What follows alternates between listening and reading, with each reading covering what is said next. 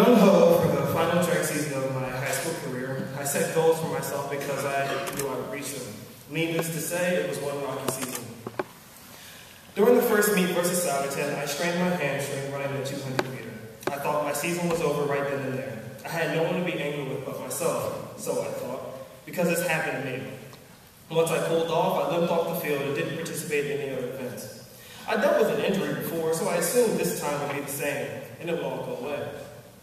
I was in for a shock. Week after week, the pain grew. Why, you may ask?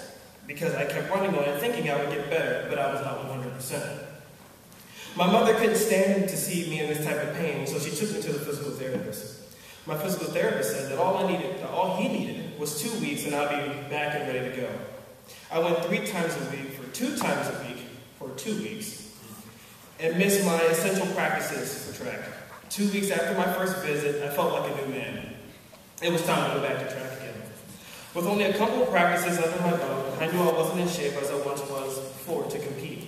At the Henderson Invitational, I was ready to run the 100. As I walked up to the line and was prepared to run, I cleared my mind of everything that was going on in my head. The gun went off and I took 4 to 5 strides until I strained my right hamstring. Once I knew this, I was back at physical therapy again, going 3 times a week for 2 weeks. I rolled with the punches and did what needed to be done. District championships was in 2 weeks, and I knew that I needed to get healthy. At the championship meet, I did not perform as well as I wanted to in the 100, but I did place 4th in the 4x1 with the help of Josh Wolf, Evan Scott, and Don Rossler.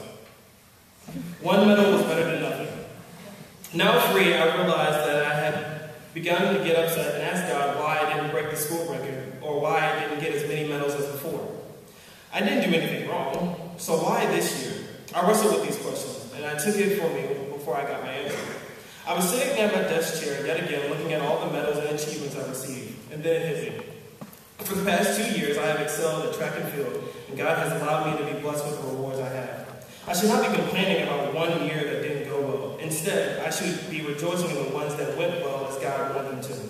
Once I realized, a smile came upon my face, and I could do nothing but be happy at the spiritual void that was gone, and that was starting to come back again, but very slowly. My relationship with my peers from church and school began to grow dramatically. I started to associate with those whom I wouldn't have as a freshman, and even do something that I never thought I'd do in my past Christopher Doc years. Participate in the fall musical, Crazy for You. I had never been in a musical before, but I knew how to act. It was senior year, so I thought, why not? Thank you, Tierra. Come to find out, I did surprisingly well. I memorized my lines and was able to remember where I come in on stage.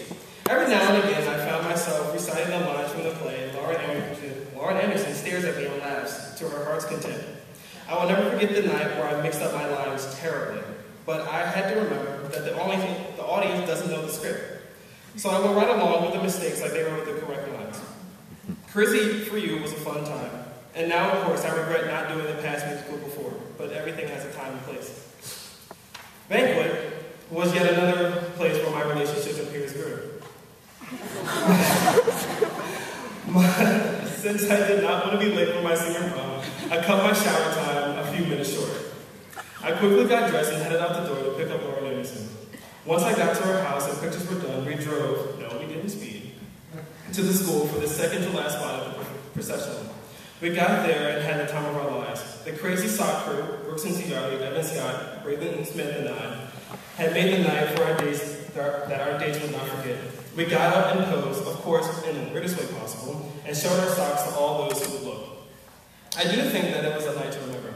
I also have vivid memories of John Capps, awesome Kratz, and I squatting to gas pedal in the middle of the dance floor, but that's another story for a different day.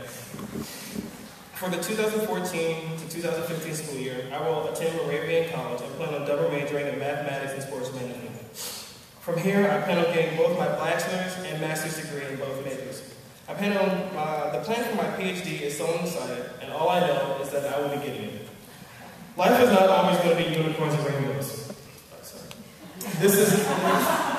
There will be times where you will be hit with trials and tribulations, but what shapes us as human beings is how we respond to these situations. Will you be strong and stand your ground, or will you wiggle away and go with the flow? I plan to stand my ground and allow nothing to stop me from the goals God has planned for my life. For I know the plans I have for you, declares the Lord, to prosper you and not to harm you, plans to give you hope in the future. Jeremiah 12.